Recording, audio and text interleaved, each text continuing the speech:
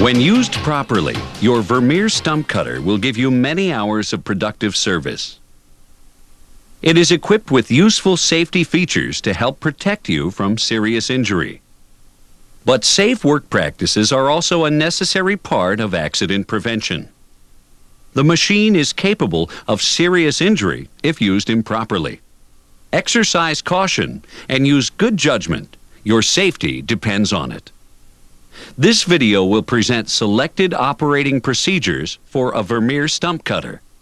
But this video is not a substitute for a thorough and complete reading and understanding of the operator's manual and its safety instructions.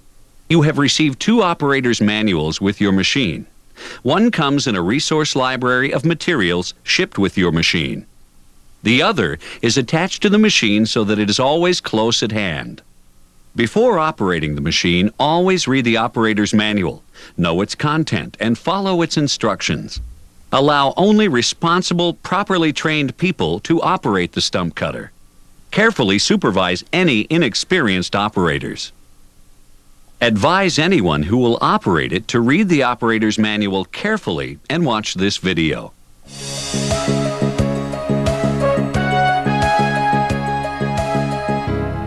As you prepare the stump cutter for transportation to your cutting site, there are a few things to keep in mind. First, make sure the stump cutter does not overload the hitch and suspension capacity of the towing vehicle. Attach the stump cutter securely to the towing vehicle. Connect the safety chains, crossing them under the tongue. Leave enough slack to turn corners. Attach the breakaway cable if your unit is equipped with brakes. Attach the electrical connector. If your unit has a jack, raise it and secure it in place. Check that the highway lights are working properly. If your unit has brakes, make sure they are working properly before you drive on public roads. You're now ready to transport the stump cutter to the job site.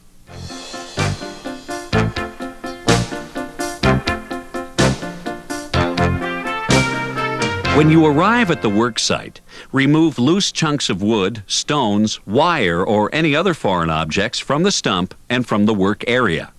Any of these objects could be a dangerous projectile if thrown by the stump cutter. When you've finished checking out the site, back the stump cutter up to the stump. For most models, you should not disconnect the stump cutter from the towing vehicle. The towing vehicle serves as an anchor for the machine. Some Vermeer models are self-propelled.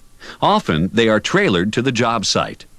Before backing self-propelled models off the trailer, engage both drive wheels to help keep the unit from turning unexpectedly and running off the side of the trailer. When you move a self-propelled stump cutter over an area of poor traction or uneven terrain, it will help to have both drive wheels engaged. This will improve traction and reduce the chances of sudden unexpected turning. However, it will also make the machine harder to steer. Use good judgment in these situations. Be alert to the possibility of rollover when moving the machine on side slopes. As a precaution, stand on the uphill side of the machine whenever transporting across side slopes. Also, be alert whenever moving the machine near holes or obstacles to avoid tipping the machine. At the site, if your machine has a swing-out control station, swing it out to the operating position. This is required even if you'll be using remote controls. When operating the stump cutter without remote control, the operator must stay behind the control station's viewing shield. Be sure to keep the polycarbonate viewing shield clean so you have a clear view of the stump and cutter wheel while operating. Lower any chip containment curtains into place. This is an important safety step. The curtains help contain thrown objects. Depending on your model stump cutter, disengage the tongue extension lock to allow the cutter wheel to extend into the stump. Disengage the boom transport lock to allow the cutter wheel to be raised and lowered. Keep the cutter wheel guard in place and lowered when cutting a stump. The lowered guard will help deflect material downward, reducing the amount of material thrown out beyond the cutter wheel area. The guard also helps keep you away from the rotating cutter wheel. Remember, the most effective way to protect yourself from injury is to stay away whenever the cutter wheel is turning.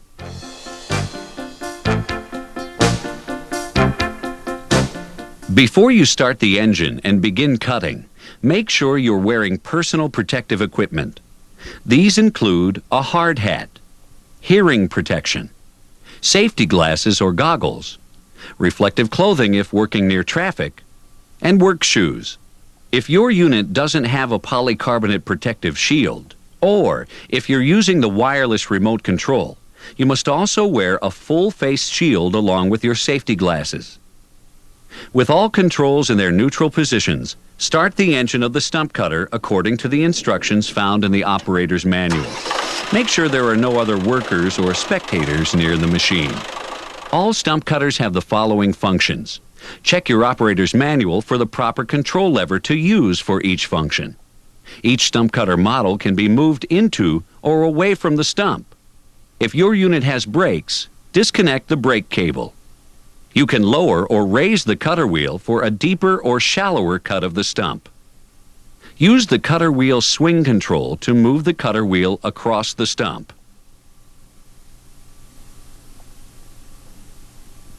There is a correct way to cut a stump with the Vermeer stump cutter. First, cut the stump using the recommended cutting area of the cutter wheel. Never undercut the stump. Undercutting can cause violent kickback and component damage. To cut the stump, first, position the machine at the side of the stump as shown here. Have your cutter wheel disengaged while you do this. Prepare to make a first cut through the stump. With your engine speed at idle, engage the cutter wheel. Never go near the rotating cutter wheel. Contact with the rotating cutter wheel can cause serious injury, dismemberment, or death. Raise your engine speed to full RPM. Lower your cutting wheel, and using the swing control, make a first light cut through the stump. Before you continue, take note of the hardness of the wood and the depth of your cut. Some wood will be harder to cut, requiring you to adjust the depth of your cut and your cross-travel speed. The speed of the cutter wheel swing can be adjusted manually. Or if your model has the optional auto sweep, the cross-travel speed of the cutter wheel will be automatically adjusted to maintain the correct engine RPM. As you make a deeper cut, the cross-travel speed will slow down. As the cut becomes thinner, the travel speed will increase. As you continue the cut, lower your cutter wheel and make a deeper cut into the stump. Continue cutting the stump, lowering the cutter wheel after each pass before swinging it across the stump again. Heed all warnings on the machine decals.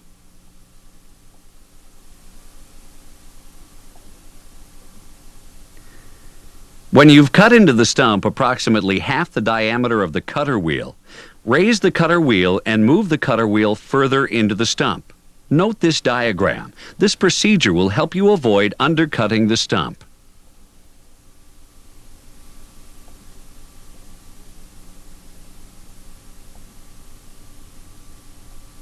Accumulated chips around the stump may need to be raked away before you can finish cutting the stump. Be sure to stop the engine and wait for the cutter wheel to stop turning before raking the chips.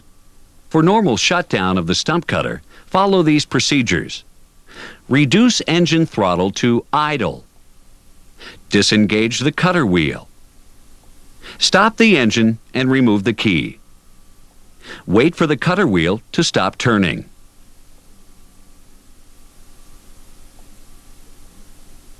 If you want to stop the cutter wheel more quickly, there are two methods you can use. The quickest method is to shut off the engine while the cutter wheel is engaged. Another method is to first disengage the clutch and then lower the cutter wheel into the stump or spoil pile. After the cutter wheel has stopped turning, move the cutter wheel away from the stump, shut off the engine and remove the key.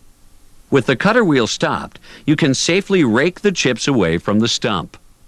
With the chips removed, you can finish cutting the stump.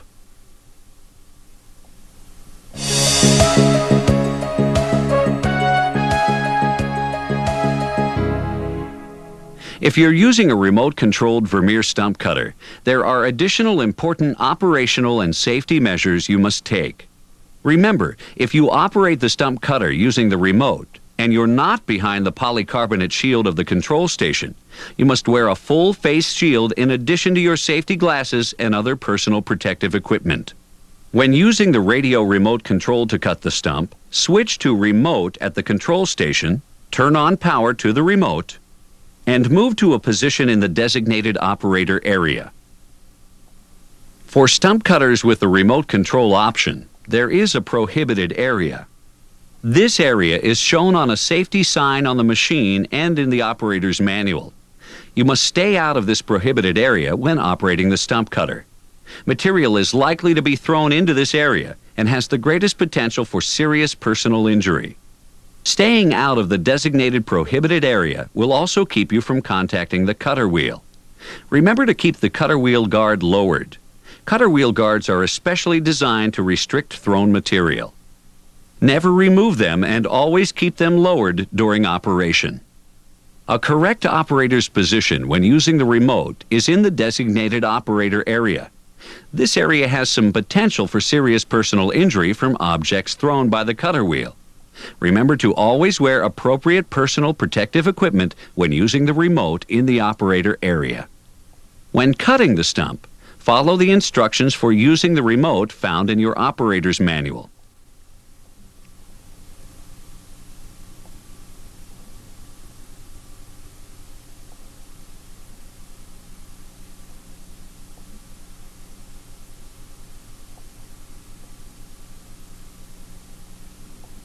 If during operation you wish to get a closer look at the stump, go to the control station and view the stump through the viewing shield. Maintain a proper distance from the cutter wheel by staying in the operator area when walking to the control station.